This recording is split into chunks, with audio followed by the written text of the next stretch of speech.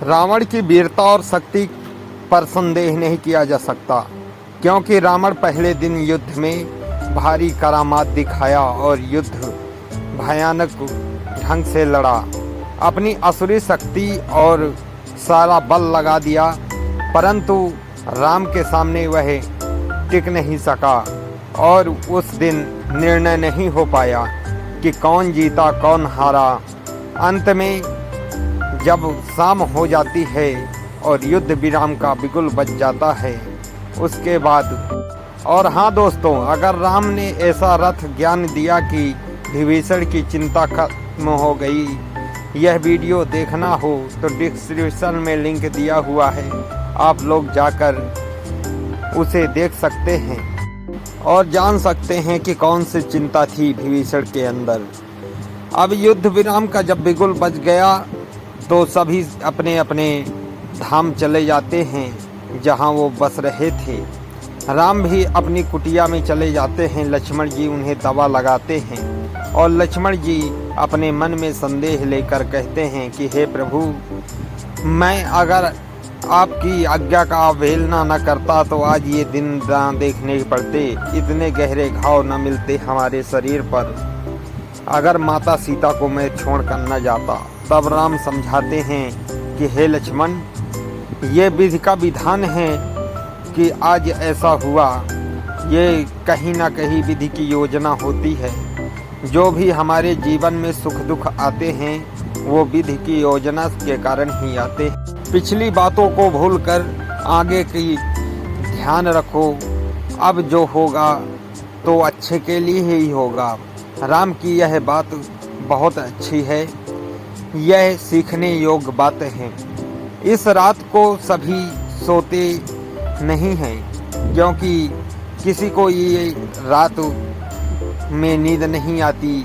सब जानते हैं कि कल का दिन शायद आखिरी दिन होगा, या तो राम मारे जाएंगे या तो रावण मारा जाएगा, परंतु इतिहास में यह अमिट छाप ही रहेगा कि रावण ने अधर्म किया। यह रावण को भी ज्ञात हो गया कि मैंने अधर्म किया था। वह सुबह जब महादेव के दर्शन करने जाता है तो कहता है, हे महादेव, आपने जो बल मुझे दिया, जो वरदान दिया, तो मैंने अपनी शक्ति और अपने तपस्या के दम पर पाया है और उस पर मुझे अभिमान है, घमंड है। ये आप ही की माया है कि मेरे अंदर घमंड आया और उस घमंड को शायद मिट ही जाए, पर मैं अपना घमंड नहीं त्यागूंगा, क्योंकि मैं जानता हूँ कि मैं अगर घमंड त्याग देता हूँ तो अपयश फैलेगा। मेरे अंदर घमंड आपके ही कारण आया है। मैं घमंड ही करके तो सीता का हरण किया कि मुझे कोई नहीं मार सकता, परंतु आज जो कुछ भी हो रहा है वो आप लोगों की ही माया है।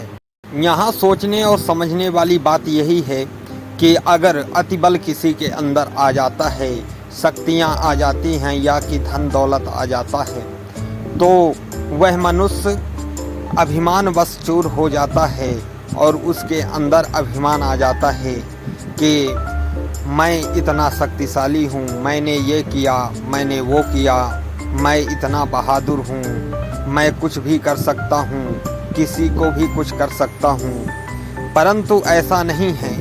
अभिमान सभी का चूर होता है, चाहे कितना भी भारी योद्धा हो या कितना भी भारी धनवान हो। महापुरुष तो वही रहते हैं जिनके अंदर शक्तियाँ भले ही आ जाएं, परंतु वो धैर्यवान बने रहें। जैसे कि राम के अंदर शक्तियों की कमी नहीं थी। उन्होंने भारी शक्तियाँ हासिल की थी 14 वर्ष के वनवास पर।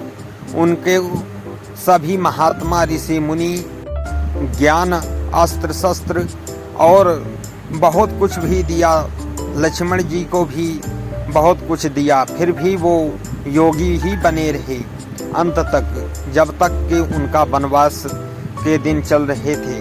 परंतु रावण में ऐसा नहीं था। रावण के अंदर घमंड और मद आ चुका था, इसीलिए तो उसका विनाश हुआ। दोस्तों, मेरी यह वीडियो अगर आप लोगों को अच्छी लगी हो तो मेरे इस वीडियो को लाइक करें, चैनल को सब्सक्राइब करें और कमेंट बॉक्स में जय श्री राम जरूर लिखें।